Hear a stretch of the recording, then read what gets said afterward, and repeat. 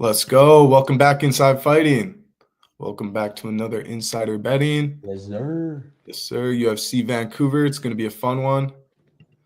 What's up? What's up? Instagram. Welcome back, everybody, to another weekly episode of Insider Betting. This is the show where we give you guys our best picks, our best predictions for whichever UFC event is coming up. This week, we have UFC Vancouver. And for us Canadian boys, we are excited to rep the Canadians on this one, rooting for those Canadians.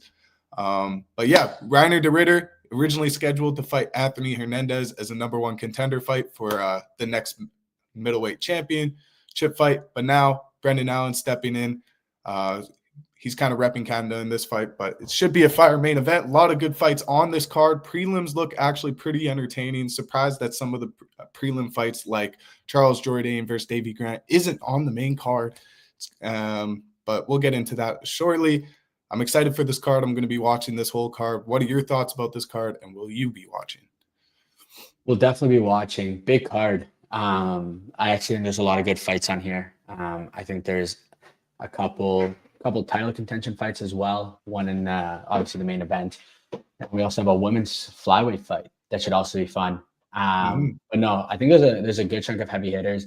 I like when the Canadians fight. Unlike anywhere else in the world, usually wherever the fights go, those fighters tend to perform better. We saw it in Brazil. Last week, Brazilians showed up. Canadians, they're 50-50. Yeah. Sometimes they all lose, sometimes they all win, and then sometimes some win, some lose. You know, it's a weird mix up here. So we'll see. I actually have a lot going for the Canadians this time around, so that definitely gets me a little excited for these fights. Before we get started, I have a question for you, brother. How do you like the UFC booking these kind of fights? Like when they go to Rio, they book all the Brazilian fighters for Rio. When they have a Canadian card, they book all the Canadians for this card. Do you like that, or do you think these fighters should wait around for a pay-per-view card, a Vegas card, or fight nights? Or do you like that they kind of stack these cards with the nationalities? Because I like it. I like it too. I think that it depends a lot, you know.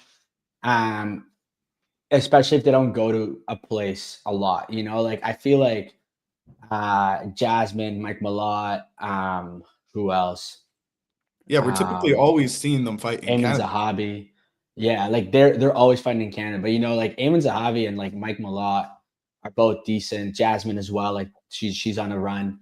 And like if the UFC wasn't coming to Canada as much as they are right now, I'd have a problem with it, you know, but they're going to Vancouver. They were in Edmonton about a year ago. They were in Montreal between these two cards. There's a Toronto card as well with Sean Strickland there. So yeah. I think that there is a if it doesn't hold up fights, I think it's great because I think that's what the fans want to see.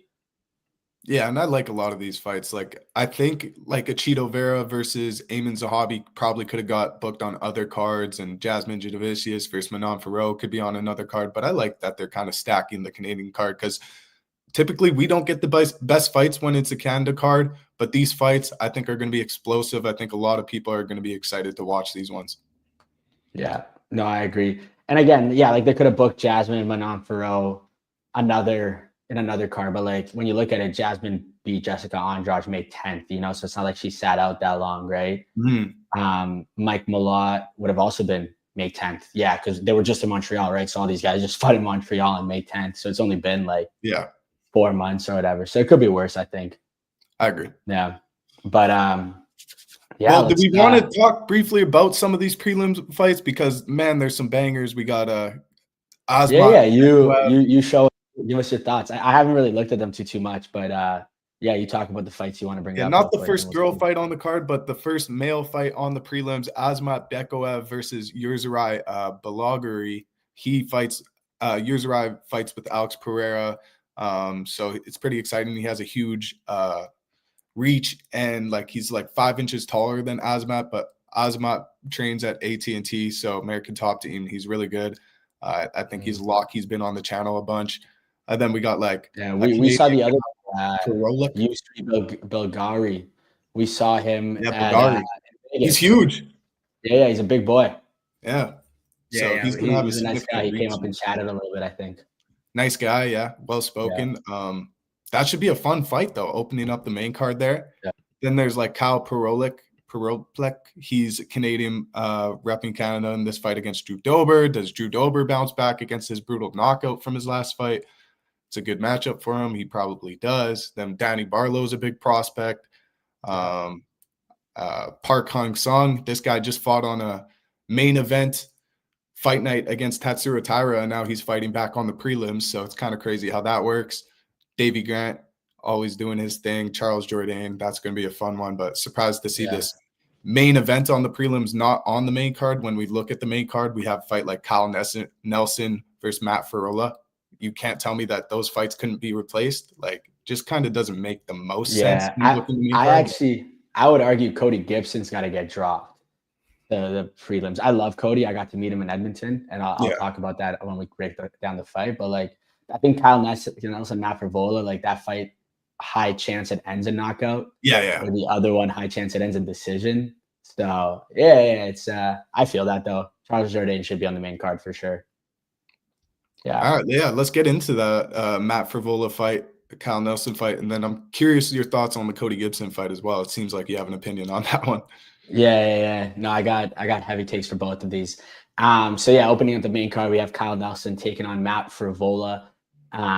Both of these guys only have 3 wins in the last 5, and even though it's a lightweight fight, we can still expect a brawl, I think. Furula's last 6 fights have all gone to KO or TKO. He's gone 3-3 in those 6 fights. And then you got Kyle Nelson, who his last 2 fights have both ended in knockout or TKO. And he's gone 1-1. So I think there's a good chance it ends in knockout. I also don't really care about the winner or loser for this fight. I'm just hammering the under for the rounds. They have it over under 2.5 rounds, bro. Oof. Okay. Under 2.5 minus 160. If you look at these guys' last 8 fights, only one of them has gone past the first round.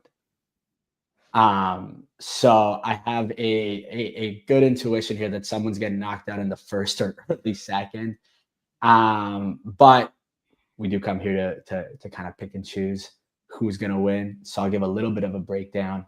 They're both clearly really strong on their feet, but they're also really good on the ground. They both average over a takedown a fight.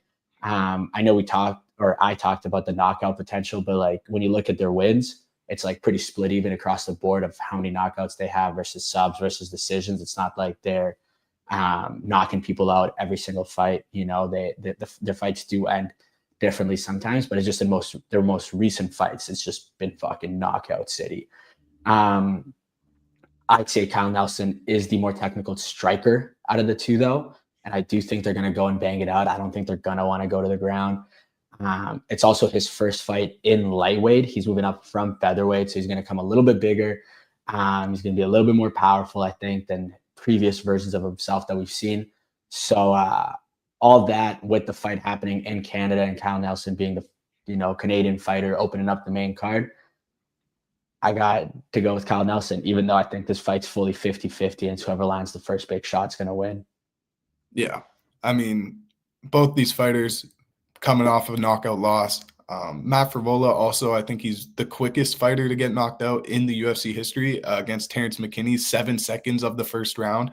So that's scary. He got knocked out in the first round against Terrence McKinney, and then he went on to fight Arman Sarukian back in 2021. I believe this was a 3-round fight, went to decision, which is still really, really, really incredible. It's an younger version of Arman, which obviously he's evolved so much. But for Matt Furula to go 3 rounds with Arman Sarukian, I'm not sure if Kyle Nelson would ever be able to do that. So it's a little tricky. They're both coming off a knockout. The takedown is where I'm kind of like, it's a huge factor in this fight. I know we're talking about knockout potential, obviously, but I think if Kyle Nelson defends those takedowns from Matt Furula, he's going to be able to survive. Like you said, he's coming up from featherweight, right? So he's going to be a little bit more durable, hopefully, a little more strong, more sound. I am leaning Kyle Nelson as well. I hope he defends the takedowns. I hope he doesn't get chinned. But hopefully this one's explosive on the feet as well. Hopefully it's not just a takedown defense kind of grapple clinch fight, because that would be a really shitty way to start off such a crazy main card here. But I don't see this fight being that exciting. No. It's probably is going to be a lot of clinch, a lot of grappling attempts, a lot of takedown attempts from Matt, Kyle defending, Kyle flipping the position, Kyle trying to land a takedown of his own, not getting it, and like 15 strikes in a round. So not so excited for this fight.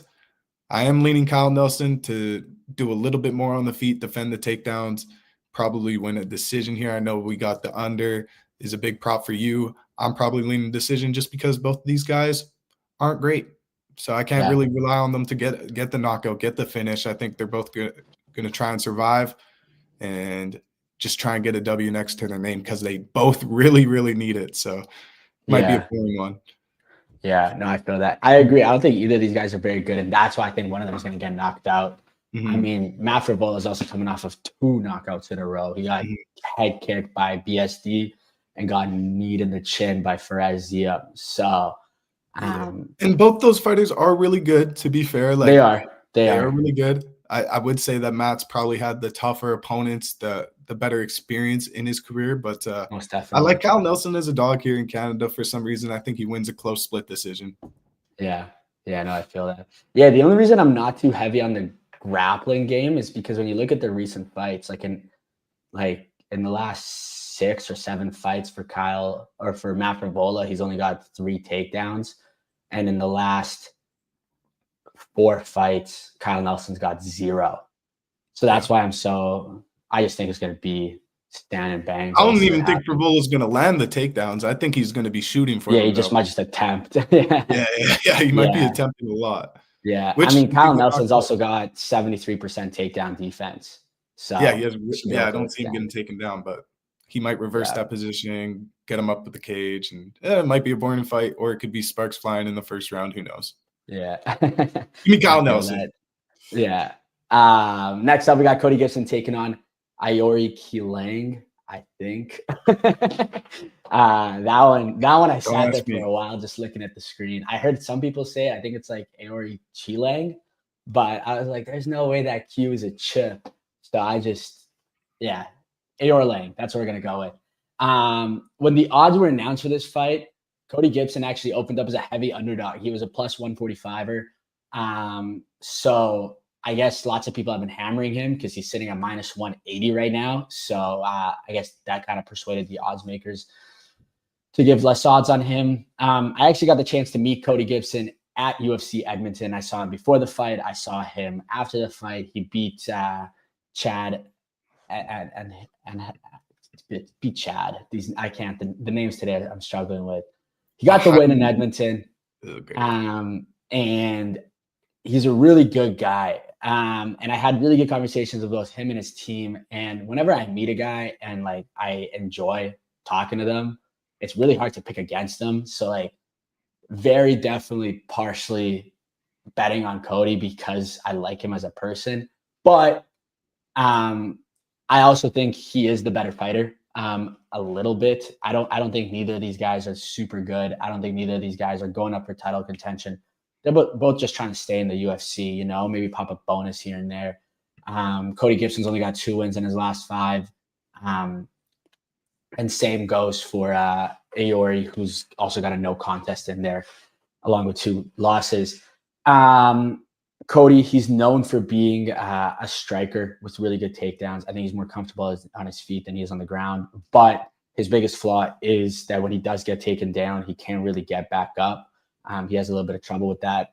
But Aori is also not known for his takedowns. He's got about 1 takedown per fight, but he's definitely more on the feet than not. He's got 8 knockouts in his 25 wins, and 16 of those are also by decision. He's a powerful striker. I think he'll stay in the pocket. He'll want to go back and forth. And I think his record, like it shows knockouts. Like I just said, he's got 8 knockouts and 25 wins and 16 decisions. But like in reality, he's only got 1 knockout in the UFC against a guy named Cameron Else, who I don't know who that is. And I don't even think I've ever heard of that name before, but it is what it is. I think Cody, he's got a clear path to victory. I think take him down, keep him there, and just ground and pound. That's how Cody wins this fight. I know he might like being on the feet. If he tries going for a bonus and tries to get the knockout, that's going to be a problem. He might lose that exchange, or he might just not land enough. So, yeah, I think if he fights the fight that's going to win him this fight, it's Cody's fight to lose, basically. So I'm going to take Cody by decision. I think he's going to get it done this weekend. Yeah, I like Cody as well. He kind of looks like Darren Till. Darren Till making his return to the UFC. Just kidding. That's Cody Gibson. Cody Gibson impressed me in his last fight against Damon Blackshear in the first round, at least. He looked competitive. Yeah. He looked like he might be able to get Damon Blackshear. I had Cody Gibson against Damon Blackshear because Damon Blackshear has kind of been a hit and miss for me recently. But I like Cody Gibson here as well. Like you said, the game plan here is to take him down, which I think he will, because Damon Blackshear is really good at takedowns, at getting you onto the ground and submitting you. And he really was showing that he's tough against those takedowns, that he could stand in there and be in there grappling with some of the best. So I think Cody Gibson will take him down, maybe even get in a sub of his own or the ground and pound finish, like you said, if he really wants that bonus. But it would be silly for him to just keep this one standing. As Ori, he is, like you said, he has those knockouts in his past, not in the UFC, but maybe this is a spot for him in a main card to get an explosive knockout here. I just think Cody Gibson's IQ is going to be too much. He's going to be too smart. If it does get a little frustrating on the feet, he will have the IQ to take him down, and he will get that takedown. I believe he is stronger than Iori. I think he's better all-around striking, grappling than Ori, but Ori's quick. He hits hard, so if it gets frustrating, even though Cody Gibson's better on the feet, I don't see why he would keep it standing there. There's no point, like you said, only for a bonus. But it's like you can't be fighting for a bonus. You got to be fighting for that win against your record. I think he's aware of that now. He should be fighting better competition than Ori, so I think he's going to be pretty smart in this one. Take him down early, ground and pound, or look for that submission finish. If you're taking Cody Gibson by finish, I think that's the way to go in this one. Yeah. You think Cody by finish? Yeah. I don't think Ori can hang with somebody this level. Like you said, he's not really at that UFC level where Cody Gibson's proven that he is. Even though he's taken these losses to like a Brad Katona, which is not a good look. This recent one to Damon Blackshear, I think there was another one in there to Miles Johns. But these are really strong, good guys, competitive at the UFC level, where Ori is he's really just hanging in there by a thread. And this might be the one that gets him sent out of the UFC, honestly. Yeah, no, I feel that. Manon Farrow taking on Jasmine Jasudavicius. Yeah. Jasudavicius. We'll go with that. This fight's a little bit of a clash of styles. Manon Farrow, who has great striking, is considered a little bit big for this division. And then you have Jasmine, who's essentially looking to do the exact opposite and just take you to the ground, hold you there, maybe look for the submission like she found against Jessica Andrade. But Manon Farrow, she's a dog. She's coming off of her first ever UFC loss to none other than Valentina Shevchenko, arguably the GOAT in the division. And she didn't necessarily look that bad in that fight. If you look at Verdict MMA, you'll see that they gave her 2 rounds. So she lost 3-2 by decision, in their opinion. The problem is that in those 2 rounds, she basically just won off of control time, where Valentina's rounds, the 3 rounds she won, she just looked a lot better than Manon Farrow. So the fight looked just a lot more distance than it actually was on paper. I do like Farrow. I actually picked her in the fight against Shevchenko. I thought she was going to get it done because I think she really is that good. Jasmine Jasudavicius, on the other hand, she has been on a tear. You can't take that away from her. She's on a 5-fight win streak. In her last fight, she beat former champ Jessica Andrade. I really do like Jasmine. I think she's fun to watch. She'll actually try to get a finish. I think she's got 2 subs in her last 5 wins. But I think she's going to struggle. I think she's going to struggle a lot. I think Farrow is just really, really good. I think she's going to be hard to control on the ground. She's got 61% takedown defense. Maybe she's not known for her grappling, but she can hang. She can get back up if she needs to. So that's going to make it tough for Jasmine. I think the only way Jasmine really wins here is by getting a submission win. I don't think she's got a potential to win by decision or by knockout here at all, which is unfortunate because I would like for her to win. So this is one of those fights where I got to pick Manon. I got to put my money on Manon. But if Jasmine wins, I would be stoked. I'd be super happy. Another Canadian winning. Honestly, if she beats Manon, she deserves a title shot next, being on a 6-5 win streak and being the number 2 ranked person. So, yeah, that's kind of how I see this fight breaking down here. Yeah, I love Jasmine Jasudavicius. I think she's great. Like you said, her path to victory in this one is probably a submission. I don't think that she could just Hamza her way to a win here with just like constant ground takedown in the first 10 seconds and hold her to the ground. Manon Farrow is just too skilled, too top of the division for that to happen. Yes, Jasmine looks good against these Jessica Andrades and people a little bit not at the UFC title contention level. And now she's getting her opportunity. This is kind of a number 1 contender spot for her where she gets a finish or gets a big spot here. She will go fight for the title next. So big opportunity for her. I hope she's ready for it. But just as an underdog here against maybe somebody 3rd, 4th, 5th ranked in the division, I'd take her, but not against these should be title contender fighters, which Manon Farrow is. She almost won against Valentina Shevchenko in that last fight. She won the first 2 rounds.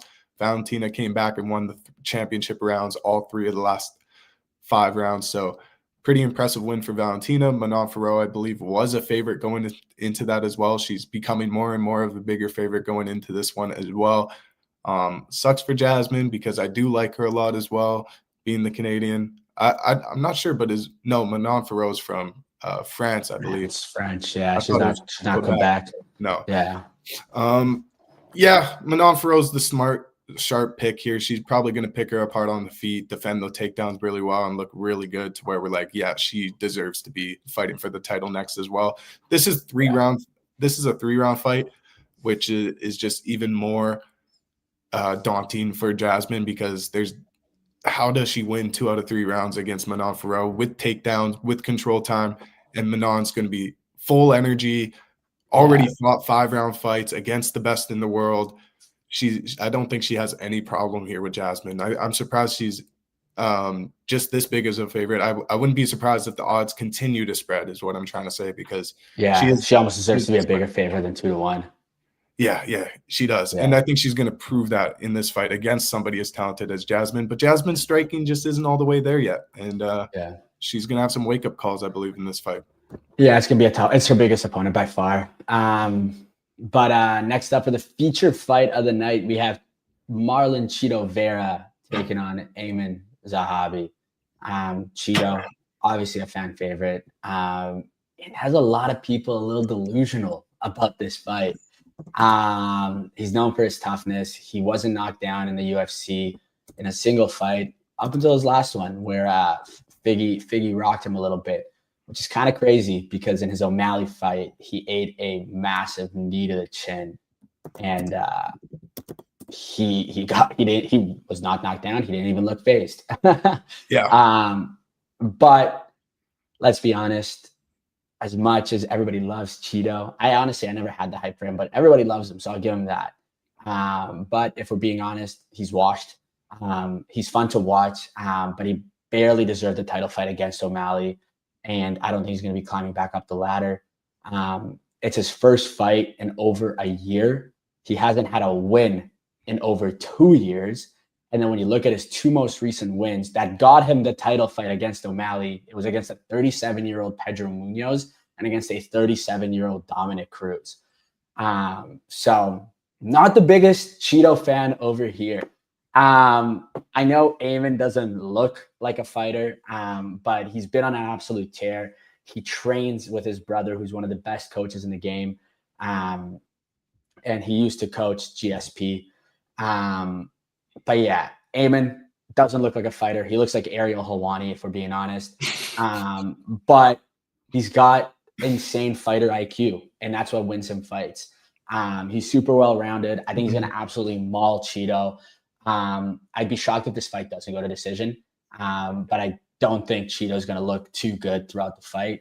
And yeah, I know Ayman had like kind of a bit of a fluke win against Jose Aldo, or Jose Aldo just kind of threw the 3rd round out. I don't even know what the fuck he was doing.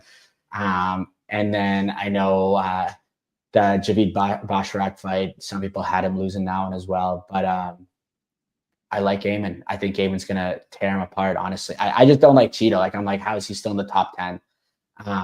But yeah, I'll take Eamon here. Yeah, I agree. These fighters who take so long to fight, like a year and a half to make a fight, and they're still like in the top rankings. Like this happens with like I believe like we just saw Paddy Pimblett climb the rankings without fighting, which was weird. He moved up a spot. We see these fighters like Colby Covington in the welterweight division who still holds a ranking, who doesn't really fight. And it's just like, come on, it doesn't really make the most sense. Cheeto, like you said, it's been a year and 3 months almost. So it's like, it's been a long time. And his wins don't come against the toughest opponents in the division. Eamon Zahabi, I also like that you mentioned his camp. He trains with the best. He trains with his brother. He trains with like GSP. He trains with great coaches. He called for Marlon Cheeto Vera after his last win against Jose Aldo. He said this is the fight that he wants because he thinks that Marlon is going to make for a fun fight. You know, he's probably going to be he won't shoot a takedown in this fight. Marlon would never shoot a takedown. And Eamon Zahabi's fine with that, keeping it on the feet, shooting if he has to. Like you said, the IQ is going to be favored for Eamon Zahabi. Everything's kind of favored for Zahabi in this fight. Only way Marlon could win this fight, Cheeto Vera, is with an explosive, like big front kick to the head that lands or something, just some wild strike that knocks out Zahabi. But Zahabi's shown a lot of durability, and he's come back from adversity. Even that Jose Aldo soccer kick that he took to the face and then somehow came back and won that fight. Yeah, I like Zahabi. He's game planned for this fight for a long time. He's ready for this opportunity. He wants to climb into the rankings. He wants to be a top 5 guy. Where Marlon Cheeto Vera, if you sit on the sideline for that long, your heart's not in the game anymore, man. You don't care to win the title. You've lost these opportunities to like a Sean O'Malley rematch. You've taken your time off. He's not in it to win it anymore, where Zahabi's a man on a mission right now. Cheeto's not going to be the one to stop him. Anybody in the top 5, maybe. Like, I don't see him winning against Corey. I don't see him winning against Umar. I don't see him winning against these guys. But maybe he beats Vera here. Maybe he gets the winner of Song Yadong versus Sean O'Malley if that fight gets booked. Or maybe he gets like an up-and-comer in Peyton Talbot if Peyton Talbot beats Henry Cejudo. And he kind of just gets done with Cheeto Vera, get Cheeto out of the rankings, defeat a prospect, fight for the title. Give him a chance, man, because Merab's going to beat up everybody. So if Eamon Zahabi sticks in here, beats Cheeto in an impressive fashion, beats a prospect in like Peyton Talbot maybe, or somebody else on the uprising, I think Eamon Zahabi, this is his time, man. He's only getting older, you know, so he's going to have to win this one. He's the lock in this one. Cheeto does suck. Don't overthink it. Eamon Zahabi's the better fighter. I'm shocked how close this fight is, like odds-wise. Like, how is Eamon Zahabi only a -125 favorite? And I think this high IQ is why he called for Cheeto Vera after his last fight. He is the easiest fight out of all the fighters ranked higher than Eamon Zahabi. Like, you can give like Mario Bautista is in there, but he's younger, a bit of a tear. He's more well-rounded. You don't really know what he's going to do. You got all the tape in the world against Cheeto. I think that if Eamon Zahabi wins this fight, he's going to call it someone like Song Yadong, who would be like the next up easiest fight out of all, like in the top 5, you know, like he wouldn't want to fight Corey. Yeah, he wouldn't want to fight Peter Yan. He wouldn't want to fight Umar. He wouldn't want to fight Sean O'Malley. He'd be like, give me another top 5. I'll take Song Yadong. And then he could probably win that fight too. But let's see him get on the mic and call out Merab. I want the champ. Yeah, honestly. I just see him like, I think he's too smart for arguably his own good, because when you take all these easy guys up to the top, you're just going to get mauled in the championship fight. But it gets you a championship fight. It gets you paid. He's 37 years old. He's not getting any younger. Take the easiest route there just so you get there. You know, you don't have to test yourself if you know you just want to go to the top. So anyway, we're on the same page. I think we've been on the same page for every fight so far. It just makes sense. It just makes sense, bro. It just makes sense. I wanted to pick against Kyle Nelson. I really did, but I just think you. So did I. Decision. I really do. I think it's going to be close. Yeah. If we're different on this fight, we're going to have a problem. Well, you know how I feel about one of these guys. He's a fade forever kind of fighter. So We'll see. Next up in the co-main event, we got Kevin Holland taking on Mike Malott. Kevin Holland is coming off of a loss to Daniel Rodriguez. Who would have thought? Neither of us thought. I think we both picked Kevin Holland. He should have easily won that fight. And the biggest mistake you can make in the betting world is putting money on Kevin Holland. Even if you think he's going to win a fight, never bet on him. You don't have to bet against him, but just never fucking bet on Kevin Holland. He's so unpredictable. You never know he's going to come to this fight. I saw a clip before coming live here of him talking to the Full Send guy, and he was like, I thought I was fighting someone else. Who did he say? You saw the clip? Jake Matthews. He's like, I thought I was fighting Jake Matthews, and then he just goes by my lot. And I was like, what is this guy on about? And then so the guy asks him, he's like, so have you watched any tape? Like, have you just been watching Jake Matthews fight? And he's like, nah, I just been getting cooked and going to the gym. Like, that just not like a winner's mentality, bro. He had a chance to come back. He was on a 2-fight win streak since, I think, moving up to welterweight. He was supposed to fight D-Rod, which should have been a fucking easy win. Put him on a 3-fight win streak. He couldn't do it. And now he's even moving up in opponents. Mike Malott's on a 2-fight winning streak. He hasn't really beaten anyone crazy. And his biggest fight that he's ever fought, he lost, and that was against Neil Magny. But he's the higher IQ fighter. I think he's super well-rounded. He's fighting in Canada. I just don't like Kevin Holland. I think Mike Malott's going to go into the top 15 here. I am not confident with the pick because I think everything that Mike Malott does well, Kevin Holland can do better. It's just, is he going to do it better is the question. And, like, I can't put any, like, faith in Kevin Holland anymore. It broke me last time. Seeing him lose to D-Rod is just nuts, bro. Yeah. I mean, yeah, never pick Kevin Holland, man. I was a fool for picking Gunnar Nelson against Kevin Holland, but Gunnar Nelson was coming off of a long kind of off time from the UFC, came back to fight Kevin Holland. I thought he was going to submit Kevin Holland. He had some moments in that fight, but Kevin Holland kept it on the feet. But Mike Malott's ground game, I would say, is a lot better than Gunnar Nelson's. Hot take maybe, but I do believe Mike's going to get the takedowns here. I think he will be the heavier guy, the stronger guy. I think he's going to get the takedowns, and I think he's going to get a sub. I do see this fight ending by a finish from Mike Malott. I think he wants it way, way, way, way, way more than Kevin Holland does. Like you said, it's just, how do you back a fighter who literally doesn't watch his opponents, gets baked all the time, doesn't care, he just wants to fight?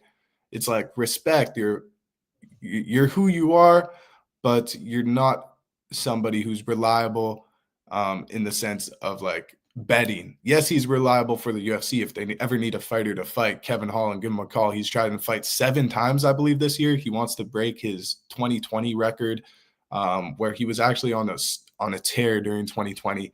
But now he is not. He lost to D-Rod. He really, really, really looked like trash in that 3rd round. I don't know how he lost that fight.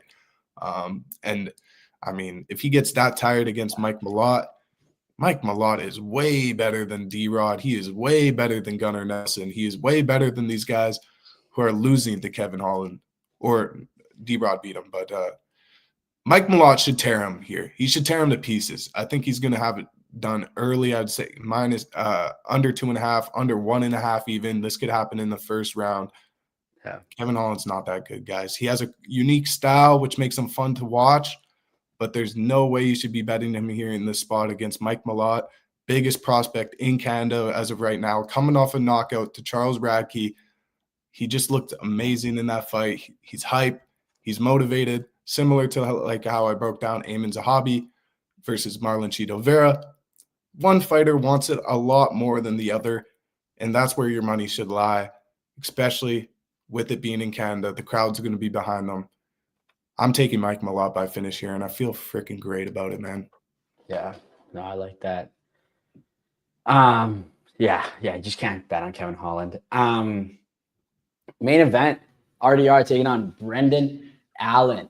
RDR, he's 4-0 in the UFC. He's got wins against Robert Whittaker, Bo Nickel, Kevin Holland, Gerald Mearshart. At least 2 or 3 of those we all thought he was going to lose.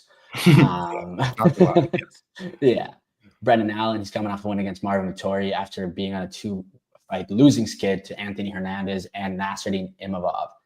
RDR, pretty heavy favorite coming into this fight, 2-1 favorite. Well deserved. We got to give him his flowers. He's been really, really good. And I know we're giving him a lot of hype, which again, he deserves. But like when you look at Brendan Allen, I think a lot of people are counting him out.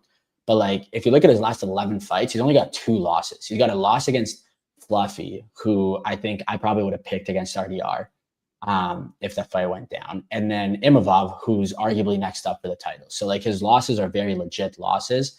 And RDR hasn't really proven that he's all this and all that. I know he's up for title contention, but like he's up for title contention because he beat Bo Nickel, and nobody thought he could beat Bo Nickel. He did it. Robert Whitaker, he was probably, I think he was a top 5 guy when they fought. But like Robert Whitaker was coming off of a fight against Hamza Chimaev where he got his jaw snapped. Like true. He's beaten big names. Don't get me wrong, but like, has he really proven that he's that much better than Brendan Allen? I don't know. I think they play the same game. I think they're going to go for the takedowns. Their submission game is very elite for both of them. I think this is going to be a grappler's delight, if you will. But I think this is a toss-up. I think this is 50-50. I think it's who ends up getting more takedowns, who ends up getting the better positions on the ground to go for the submission, and can someone land it. If it's a fight that goes to decision, I'm just a smidge more confident with Brendan Allen striking compared to RDR's. So if he lands a few more shots and they're about equal in the takedowns, maybe Brendan Allen gets a decision win here. I actually think this fight is higher stakes for RDR versus Fluffy. If he beat Fluffy, there was almost 100% chance he was going to get the next title shot just because the UFC wants that storyline. They're not excited about Imavov, I don't think. But now it's like you beat Brendan Allen, and it's like, okay, everybody expects you to beat Brendan Allen. Imavov probably gets the title shot here unless you like make Brendan Allen tap. And if you lose to him, you lose all the hype, and the other guy gets everything. Like Brendan Allen is not in title talks at all, but he beats RDR. Maybe after Imavov, like maybe they'll give it to him. Who knows? So I do have RDR here, all said and done, but like I don't think he should be a 2-1 favorite. And like I'm really strongly, I might switch my bet Saturday. Like I might wake up and be like, I don't think RDR's got this. I'm gonna go with Brendan Allen. I think it's that close. I kind of disagree, not with your pick because I am on the RDR hype train. But Brendan Allen, he didn't shoot any takedowns against Marvin Vettori in his last win, which he would have dominated that fight if he did. He kind of got pieced up a little bit from Vettori. And when I saw him in Seattle live against Anthony Hernandez, Anthony was able to lay on this guy and win that fight when Brendan Allen was looking way better on the feet. He didn't look like he could defend the takedowns or like get out of that position, where Reinier de Ritter is heavier than Fluffy. And that really would have been a grappler's delight, Fluffy versus Reinier de Ritter, because Fluffy would have been constantly attacking that pressure and that takedown, where Brendan Allen, he's just kind of going to stand in front of RDR. And I think he's going to open himself up to a lot of these tie clinches that Reinier de Ritter loves to do, the knees to the body, a lot of elbows against the cage. I think RDR is way better in the grappling, way better in the striking. I understand the 2-1 favorite. I understand the hype, 4-0. I'm not betting against him, like I said on the last pick with RDR. I believe in the hype now. He's proven it. I do think he's next in the line. Probably would give I don't know if he would give a tougher fight to Hamza versus Nasruddin Imavov. I'm curious to see how that fight goes. But I do think the fight versus him and Hamza will be very competitive, way more competitive than the DDP fight. Maybe this is a winner of this fight gets DDP kind of fight, number one contender fight in that sense.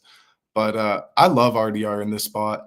I really do. I don't believe in Brendan Allen at all. 25 minutes, not for 15 minutes. Maybe if it was a 3-round fight, maybe Brendan Allen would be able to just make this a striking fight, maybe get a takedown and win a round or two. But he's not winning 3 out of 5 rounds against RDR. I don't believe that a day in my life. Give me RDR. I think he's one of the sharper picks on this card. I understand the favorite.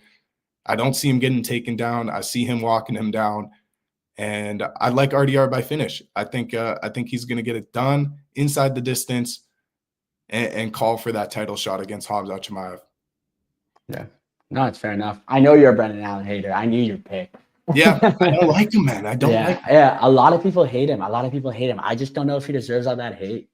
I just see him standing right in front of him, trying to make this a striking fight. And I think he's just overlooking RDR in a sense. I don't know why. RDR has been proven. He's bigger. He's got the reach.